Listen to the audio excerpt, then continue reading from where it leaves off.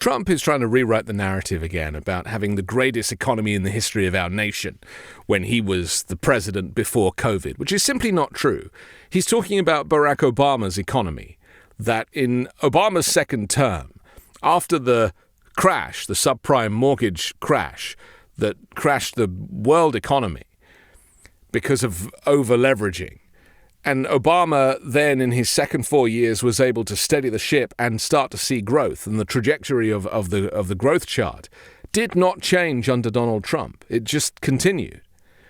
So Trump is, again, taking credit for something that he had absolutely nothing to do with. It didn't suddenly spike when Trump took over. It just continued as it was. So that's the first thing. But then he talks about like there was no inflation, and suddenly there was inflation. This is not the language of economics. This is not the language of intelligence or analysis. This is just him saying a whole bunch of words over and over again to psychologically brainwash his supporters into parroting what it is that he wants them to say. It's very clever. It's kind of simple, but clearly it has worked. Tariffs properly used, are a very powerful tool, not only economically, but also for getting other things outside of economics. Donald Trump's obsession with tariffs is going to crash the US and potentially the world economy. It's really the only thing that he talks about when it comes to fiscal policy. And I fear that by throwing all of his economic eggs into the tariff basket, there is no other mechanism for growing the U.S. economy. Can you guarantee American families won't pay more? I can't guarantee anything. All economists on all sides have all criticized these tariffs and said that they will not do what Donald Trump thinks that they will do. But you see, to get inside his mind on this for a second, he prefers to use tariffs as leverage. He likes to bribe people or emotionally blackmail people with tariffs. If you don't do that, I'll do this. And that's really how he sees them. That's how he does business. That's how he does so-called deals, is basically by blackmailing people. And what is so worrying about this is that he doesn't really care whether tariffs will cost the consumer more.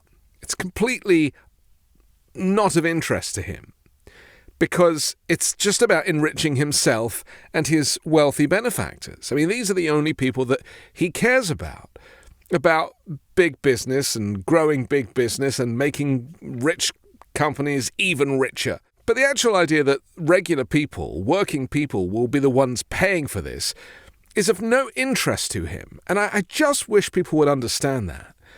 That he really does not think about people and wages and debt and the cost of living and inflation for regular people. He only thinks about wealthy people, corporation tax, and the stock market. And that is it. And only the stock market, because he's now on the stock market with DJT Media. They cost Americans nothing. They made a great economy for us.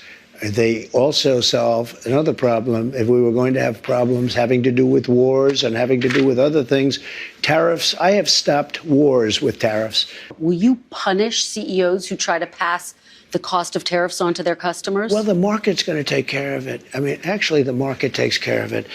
And if it doesn't, we adjust it somewhat.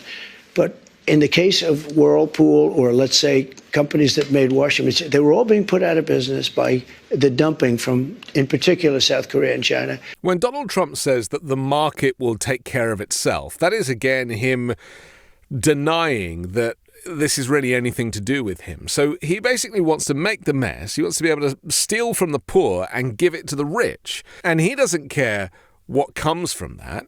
He just knows that once the rich get rich, that's all that really matters. And he's relying on the market to find its equilibrium.